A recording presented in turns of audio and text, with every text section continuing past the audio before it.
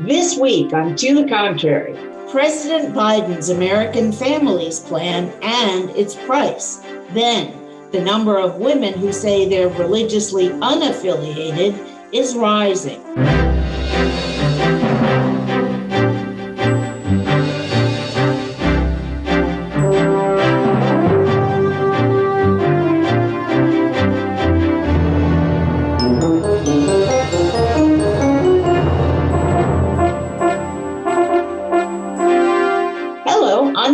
Bay. Welcome to the Contrary, a weekly discussion of news and social trends from diverse perspectives. Up first, the American Family Plan. Part 2 of President Biden's agenda to build back better will be unveiled in the next few days. Details aren't finalized, but the Washington Post reports the focus is on childcare, paid family leave, and other domestic priorities. And it could cost $1 trillion. It includes some $225 billion for childcare, $225 billion for paid family and medical leave, $200 billion for universal pre-K, billions in education funding, including tuition-free community colleges, caring for the elderly, and nutritional assistance, new tax increases on upper-income Americans and wealthy investors are expected to pay for the plan. Part 1 was Biden's infrastructure and jobs plan, which would be funded by more than $2 trillion in tax increases on corporations. With us today are Democratic strategist Aisha Mills, Carrie Lukas, who's president of the Independent Women's Forum, Erin Matson, co-founder of Repro Action, and Washington Examiner columnist Tiana Lowe. So Carrie Lukas, do you think America is going to be all in on the American Family Plan or not? I don't think so. You know, this is a sweeping and amazing bill in that it touches on just about everything. And it's all nice to say that childcare and family leave are a part of the infrastructure. It certainly is, but that doesn't mean that government is the one who should fund all of this or be in charge of all this. I find it kind of ironic when you look at the idea of creating government-funded pre-K, because I think there's a lot of Americans out there who say, can you just get my public schools to open and actually serve my kids? The last thing in the world that what I would want is to have to be depending on government-run schools for pre-K. I have 5 children. They've just now finally tiptoed back into school after a year of being forced to stay home due to COVID. But wait a second. Why do you say you wouldn't want to be dependent on government for pre-K? I mean, the government, the schools are opening. Government does its job every time they outsource things to the private sector. It gets way more expensive and people hate it. So if you talk to public school parents since September, I know here I live in Virginia, and the private schools have been open and serving children and families in person since the start of September, and public schools have refused to open their doors literally to students until this month. It has been a total disaster for families who can't afford to opt out of the public sector. All right, let's let somebody else get in here. Aisha, your thoughts about the plan? Well, I would say, the idea that we are really thinking about American infrastructure as it relates to the people is in of itself where we need to be. And I'm excited about that. Infrastructure is not just simply bridges and roads, which, by the way, the Republicans have defunded any type of repair to those either, which is why bridges all over this country are falling apart. St. Paul probably being one of the main ones in recent years that literally fell into the water. But this idea of this plan is that in order to be a strong nation and to get ourselves back globally competitive where we used to be, we actually need to think of our human capital as our greatest resource. And the infrastructure of this nation is about supporting our people who are our workforce, who are our creators, who build things, who imagine, and who are productive and produce and export resources to the rest of the world. And we lead the global economy. So we've got to invest in all of that. And the idea that only some rich people who can afford private school are the ones who deserve to have pre-K is just elitist, right? And most Americans don't believe that foolishness. Okay, but how is this going to affect Democratic chances to keep the Senate and enlarge their majority in the midterms in 2022? Because I remember years ago during the Dukakis campaign that a friend of mine said, I'm all for taxing the rich, but the Democrats think I'm rich. She was making $75,000 a year in New York City. Now, that was a bunch of years ago, but you couldn't live in New York City on 75 grand at that time. You couldn't even get a studio apartment for under $1,500 a month. So what Thank about you, this Bonnie, idea for that. Of who's rich and who isn't rich? Oh, my goodness.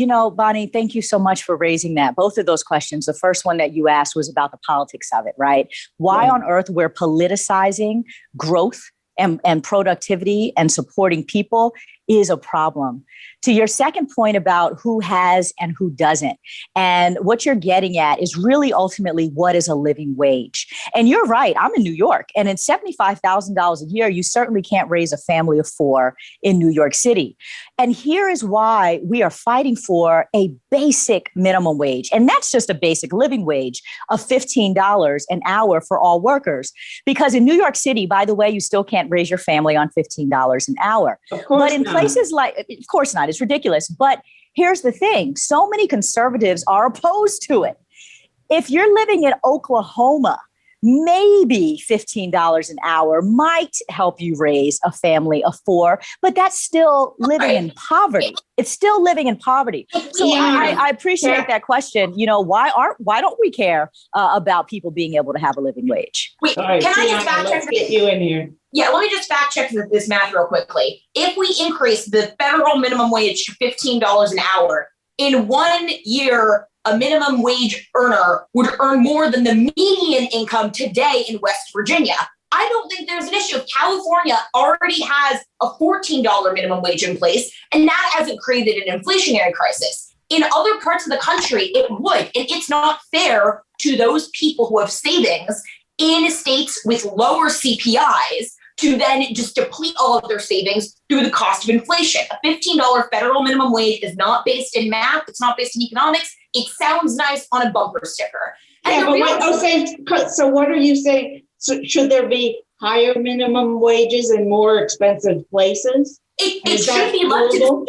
Yes. There should be higher minimum. If you do believe in minimum wages, which economically only 2% of people make a minimum wage in their state. So it really is for entry-level workers, teenagers working after school. Most people are not raising families anywhere even close to the minimum wage. Even now, new CBO the last jobs report that came out found that the average hourly income for restaurant workers, that includes busboys, back of the building workers, is over $17 an hour.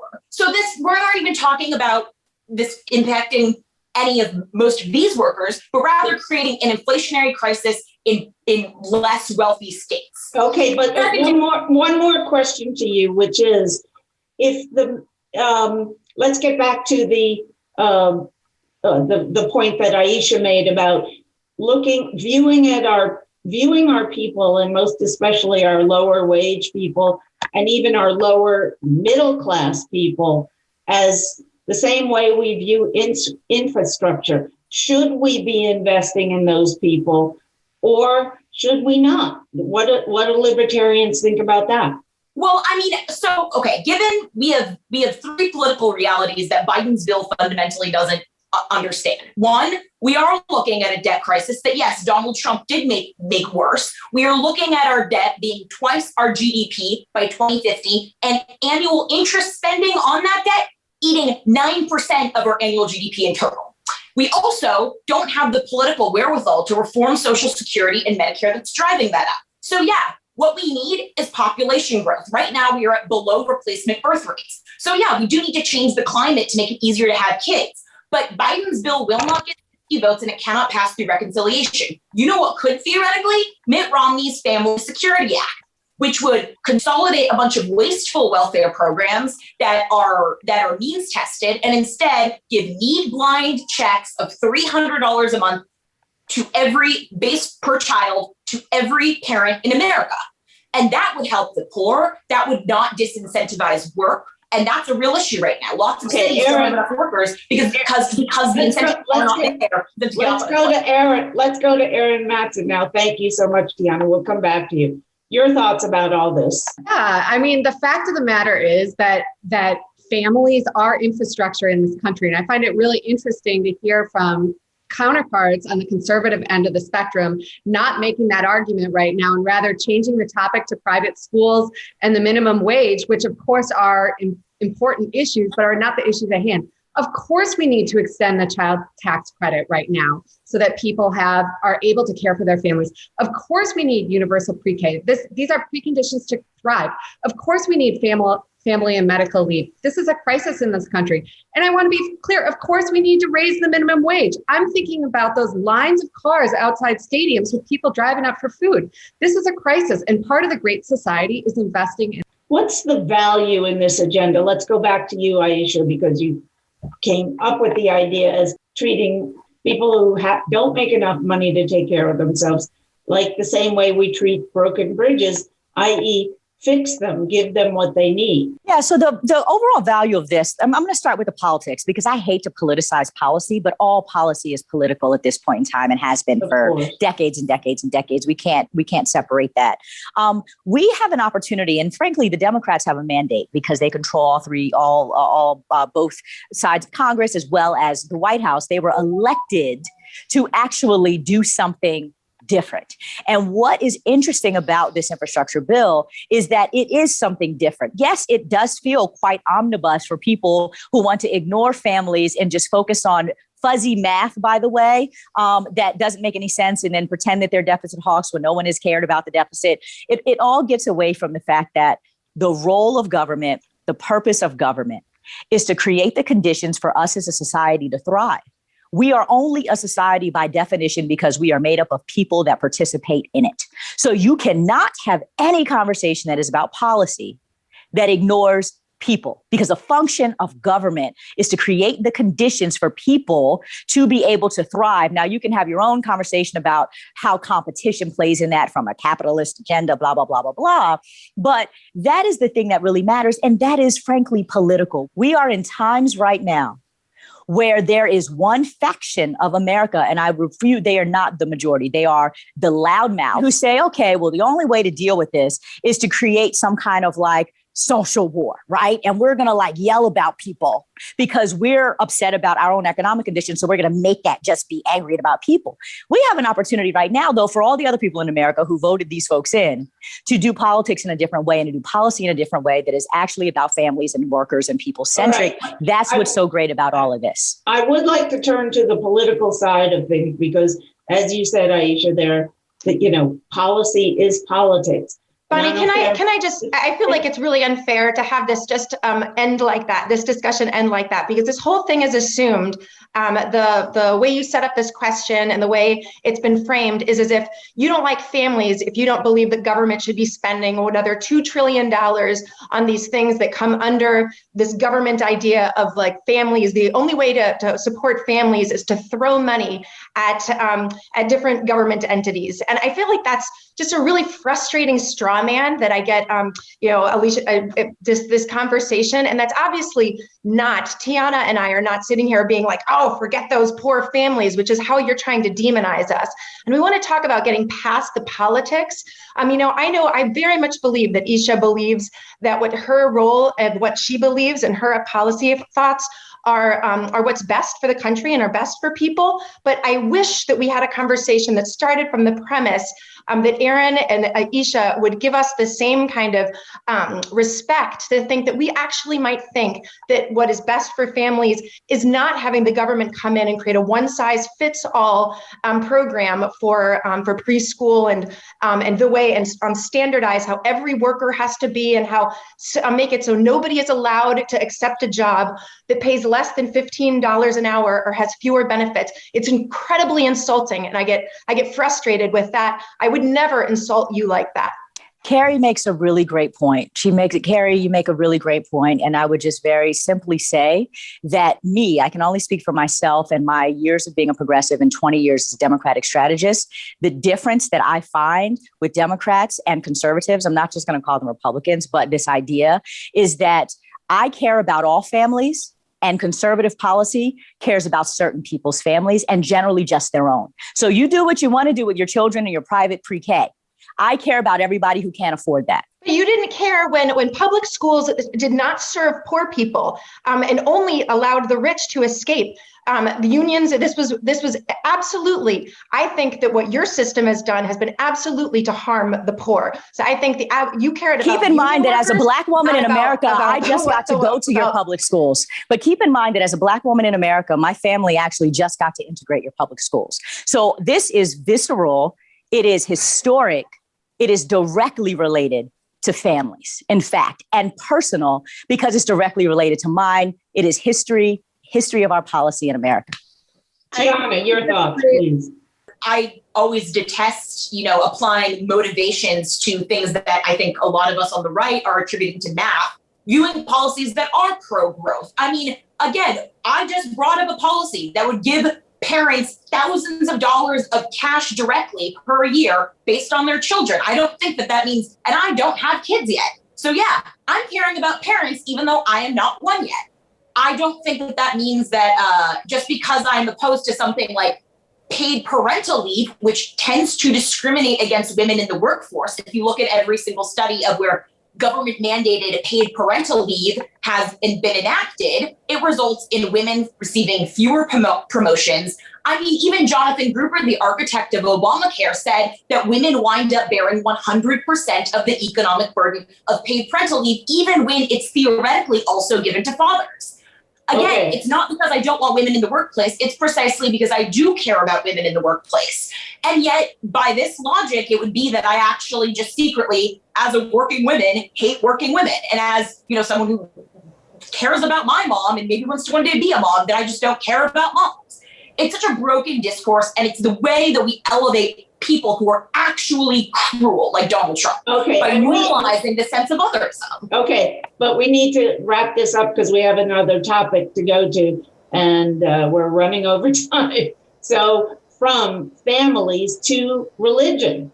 For the first time, there are more religiously unaffiliated American adults than those who belong to a church, mosque, or synagogue. Unaffiliated Americans means they do not believe in any organized religion. Depending on the survey, somewhere between 20 to 25% of Americans consider themselves religious nuns, N-O-N-E-S. And for women, that trend is on the rise. Studies show elite white women are less likely to be religious than women who don't have high-powered careers. But wealthy men are more likely to be affiliated. Still, there is a gender pay gap, with more American women than men reporting they are religious and spiritual. Aisha, why is this happening? And is it happening equally for African American women and white women? I can't answer, all the polls of why people are detached, but I can just share my own community's experience. I was raised in a Southern Baptist church. A lot of members of my family are clergy. My grandfather was chairman of the deacon board my entire life. We pastor churches. It's a very deep tradition in South Carolina where my people are from. And what is interesting, as we generationally, become more educated, two, then have more access to other institutions that also support us, social socially, is that we're branching out the ways that we worship and we connect. It's not a denigration to faith and to belief in God, but there is less a necessity for dogma, frankly, that comes from institution. And as the Black church being the epicenter of organizing for civil rights, now we have so many other places where we also come together in organization for civil rights. So I think there's a diffusion, and not necessarily just a turn your back on God, but there's a diffusion of the way that we build and connect in community. Tiana, I'm going to ask you to speak for your generation on this, but what are millennial women thinking, and what are they falling away more from religion than their mothers and grandmothers are? Yeah, I mean, I think Nietzsche would have had a field day with millennials. Clearly, we're a very nihilistic generation. And in large part, politics has replaced religion. It's prominent and more pronounced on the left, for sure. But it's true that that's happening to an extent on the right. What was the number one predictive factor for Republican primary voters in 2016 who supported Donald Trump? Not eventual Trump voters, but just the people who was his original base. The number one predictor was distant, was not having a religious affiliation. So to an extent, MAGA was. Wait. You're saying that Trump voters did not have a religious affiliation? What about the Christian right? I mean, he was totally they came around to him eventually. The Christian right. He was not the original evangelical candidate. Ted Cruz was getting the evangelical vote. Doesn't matter. Donald Trump got it. They were not going to. Just fuzzy math. Joe Biden. No, so eventually, yes, because as he started consolidating the states, and by the time you get to California, and the only extant candidate who's not Trump is John Kasich, then of course Donald Trump winds up reaping a lot of the Christian vote. This is getting too far astray from the main point, which is why are women leaving the church? And I wonder if, especially with the evangelical churches, which have become so political, the pastors are telling people, the preachers are telling people how to vote. They are handing out ballots, marked ballots in church, telling people to vote straight line Republican ticket. And they're still getting a tax break, which is amazing to me because they're not nonprofits as defined by the IRS anymore. They're businesses. So let's go to you, Erin, for your final thoughts on that. Yeah, I mean, I think the fact is, and I can speak as somebody who was raised Catholic and really grapples with it. It's a really difficult time for a lot of women who've been raised in a faith to see that their faith is turning its back on women. It's turning its back on people of color. Personally, I grieve when I see this church that I love and was confirmed in go on, and there's bishops speaking against the vaccine. People are dying right now. There's an opportunity for mainline churches, including the Catholic Church, to divest from white supremacy and to divest from connections with those individuals and entities that support some horrible things that have happened in the country over the last year. So I think, we're seeing, a lot of women are stepping away. One thing I would like to bring up that's a little different but interesting is I would say, let's look at religiosity on some things. There was an interesting piece a while back about religion and Peloton turning into a cult for women. And I just wanted to bring that up here because you do see people putting religious feelings and fervor into things that are not traditional religions. All right. And your final thoughts on this, Carrie. Why do you believe women are falling away from they may remain spiritual, they may believe in God on their own, but they're leaving organized religion in great numbers? Why? I don't know. I don't think that I think that the larger trend that's really disturbing is the fact that so many people are pulling away from communities entirely. And I think that's going to be something that's going to be one of the biggest questions coming out of the COVID pandemic is, do we become a civil society again, where we meet in person and have relationships? Are we able to have kind of spaces where we can meet together, whether it's religiously, but also for other things? There's been. But why women? Why women? As many women, because women for the first time in this country, there are more religiously unaffiliated people than affiliated. And there are just as many, this is amazing to me, unaffiliated people in this country, 25%, as there are Christian evangelicals. Now, that's a real difference in voting patterns. Yeah, well, there's, beyond the political implications of this, I think that women had been kind of that core, that were the people who staffed not only churches, but community centers, and all of those are losing passion. I do think the fact that politics has seeped in from both the left and the right on school boards, on community centers, churches, religious institutions of all kinds may be part of it. People are no longer comfortable coming to such places. But I also think a lot of people, especially after COVID, have decided that life locked indoors watching Netflix seems satisfying to them, which I think is a real shame. It is a long-term potential public health crisis. I sure hope my kids are able to recover from this year of isolation, because I do think it has potential long-lasting consequences that aren't good. Okay, well, thank you all. This was a great discussion, and good to see you again, Carrie and Aisha, and we will see you again soon. That's it for this edition of To the Contrary. Please join us next week. And in the meantime, please go to our PBS website, which is www.tothecontrary.org, and follow us on Facebook, Instagram, and Twitter. And whether you agree or say to the contrary, please join us next time.